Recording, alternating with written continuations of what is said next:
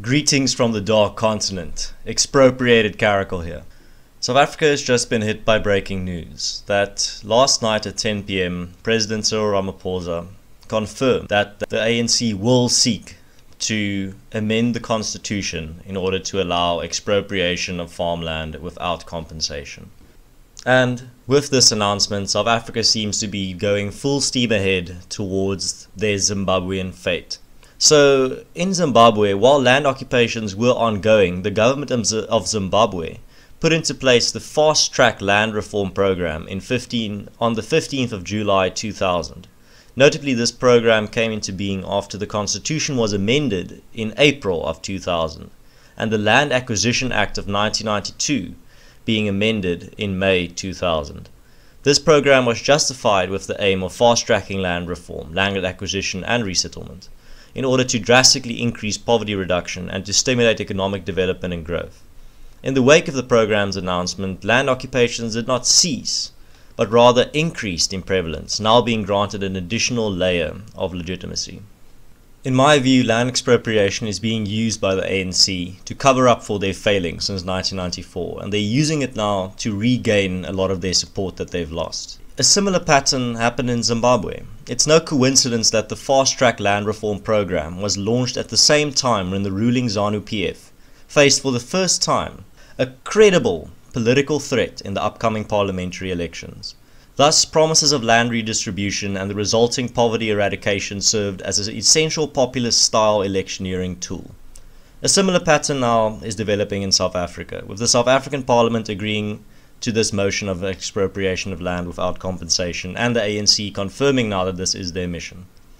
This shift towards populism comes at a time when the ruling ANC party too is facing a tough upcoming election in 2019, after the party lost control of three key metros, Pretoria, Nelson Mandela Bay and Johannesburg, for the first time in 22 years, to the opposition party, the Democratic Alliance. The ruling ANC has seen its reputation marred by corruption scandals, worsening levels of inequality and economic stagnation, leading many to accuse them of becoming elitist and defending existing inequalities.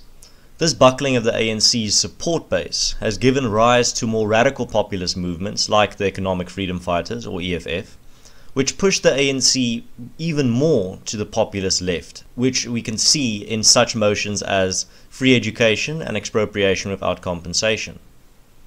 Now, the latter would significantly inflate the government deficit. South Africa's current budget deficit stands at 195 billion. That is minus 4.6% of GDP.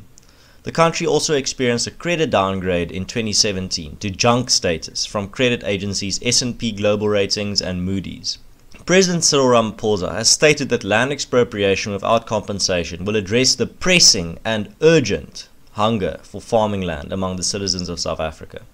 However, according to the South African Institute of Race Relations, in their 2016 survey, only 1% of black respondents, down from 2% in 2015, reported that more land reform was the best way to improve their lives.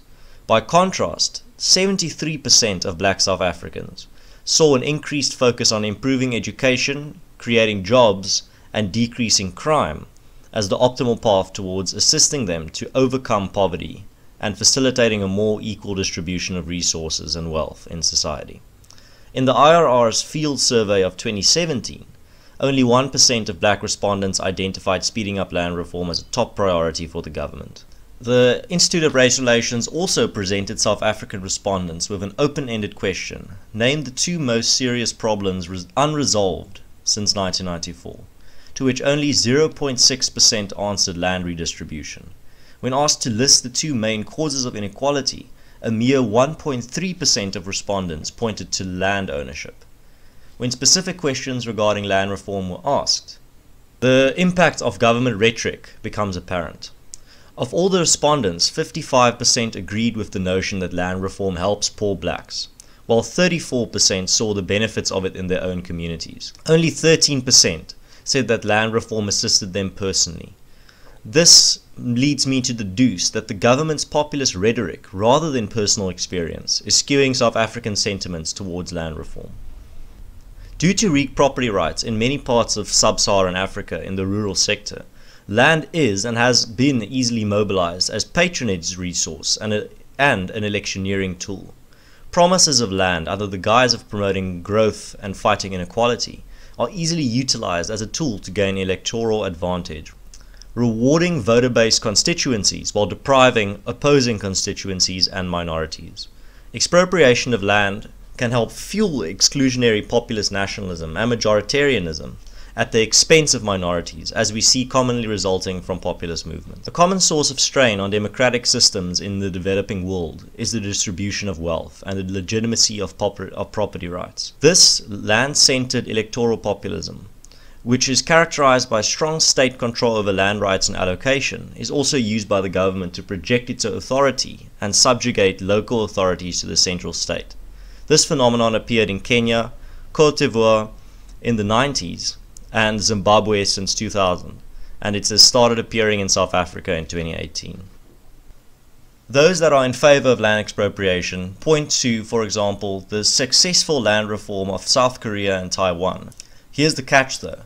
In South Korea and Taiwan, the landowners were sufficiently compensated, which gave them the opportunity and the ability to be able to enter other sectors of the economy, helping them become entrepreneurs and industrialists. South Korea and Taiwan effectively turned land reform's potential losers into winners through this method. In South Africa, it will be expropriation without compensation, meaning that this type of positive effect from land reform is off the table.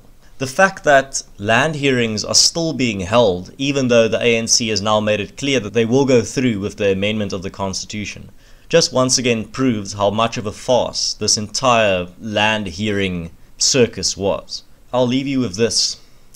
I don't think land expropriation in South Africa is going to go the way that it did in Zimbabwe. You have to understand that a lot of these farmers have had these farms have been in their family for generations. Their family members are buried on those farms. They're not just going to give it up, especially not for nothing. So keep your eyes on South Africa. I think it's going to get very interesting. And if you are interested in the topic of land expropriation and news from South Africa, give me a follow on Twitter, link in the description. 2018 and 19 are shaping up to be two monumental years in the history of South Africa. So watch this space, because it's about to get Mad Max up in here.